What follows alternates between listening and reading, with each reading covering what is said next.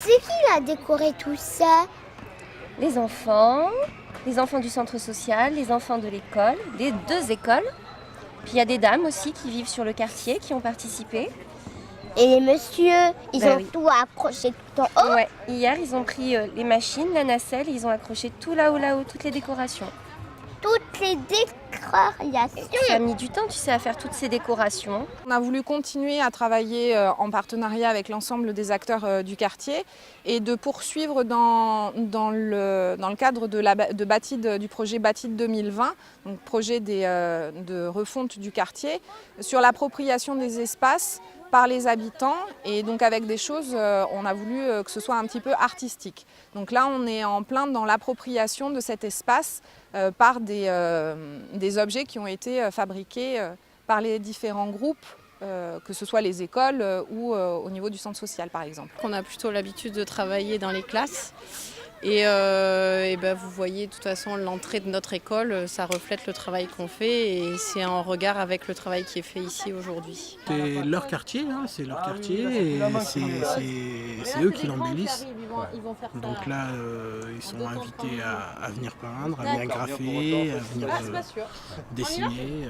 Ça a toujours bougé, hein, grâce au centre social, je pense, qui est quand même le noyau du quartier. On veut montrer, c'est que les enfants montrent à leurs parents que c'est eux qui ont réalisé ça et que ça peut inciter aussi les parents à venir s'inscrire soit au centre et à voir d'un autre œil le centre social ou les autres institutions.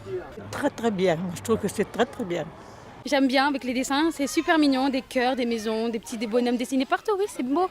Non, c'est pas mal, parce qu'au contraire, tous les gamins ils sont heureux de le faire, de faire tout ça dehors. Vous habitez le quartier depuis longtemps ?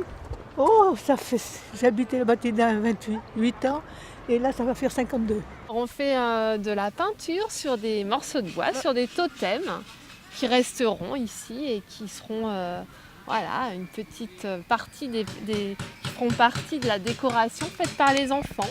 Bien, hein, ils créent eux-mêmes leur dessin, c'est assez chacun y met du sien, c'est original.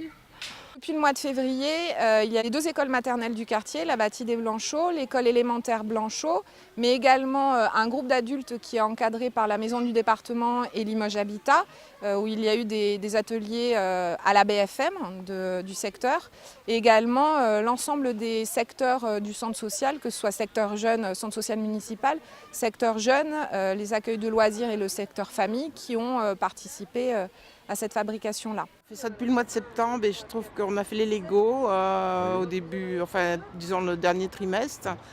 Et là, on a continué avec, un atelier d'art avec de la récupération. Et je trouve que c'est sympa. Multigénération. Limoges Habitat est présent, on a réuni aussi toutes les personnes qui souhaitaient participer. C'était les jeudis après-midi au centre social pour participer à ça. Et puis c'est surtout aussi en ce moment les travaux un petit peu partout. Voilà, donc on va travailler aussi sur tout ce qui va être la résidentialisation. Surtout, c'est s'approprier le quartier, laisser sa trace, s'approprier le lieu et peut-être s'approprier pour ne plus le dégrader, pour ne pas... Voilà. Vous l'avez vu changer un peu ce quartier depuis quelque temps là ? Je l'ai vu changer dans tous les sens parce que je suis là depuis 37 ans et j'ai vu l'évolution, j'ai vu les dégradations, j'ai vu aussi la sympathie des habitants.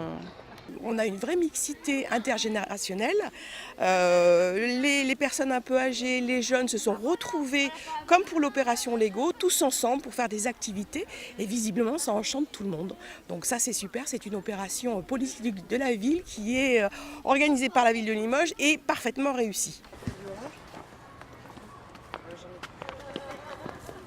C'est un peu l'idée quand on travaille sur des projets comme ça, c'est d'intégrer les parents au maximum au fonctionnement de l'école. Parce que souvent, surtout dans les quartiers, c'est des parents qui ont des fois un peu peur de l'école, qui ne savent pas trop ce qu'on y fait. Et du coup, ça devient un petit peu plus concret de travailler avec eux et de leur ouvrir comme ça les espaces dans et autour de l'école. Votre école, dans les classes et dans les ateliers de la cantine, il y a eu des choses qui sont pendues aux arbres, là, des traits longs en tissu. Le but du jeu, c'était de décorer un espace assez vaste pour arriver avec une masse de décoration pour que ce soit très visible et du coup pousser au respect de ces décorations-là. Et c'est aussi pour ça que là, les classes viennent aussi accompagnées de parents. Donc il y a des petits et des adultes pour essayer que les gens se rendent compte que c'est beau et que ça améliore. C'est très poétique comme endroit. Et ça fait des années que j'y suis et ça a bien changé. Hein. Ça a bien changé au niveau des rénovations. Hein. Les travaux ne sont pas encore terminés et il y a certainement plein de choses à faire sur des squares comme le square Manet, mais aussi autour de nos immeubles et de tous ces travaux-là. Voilà. Au revoir. J'espère passer une bonne soirée avec vous. Au revoir.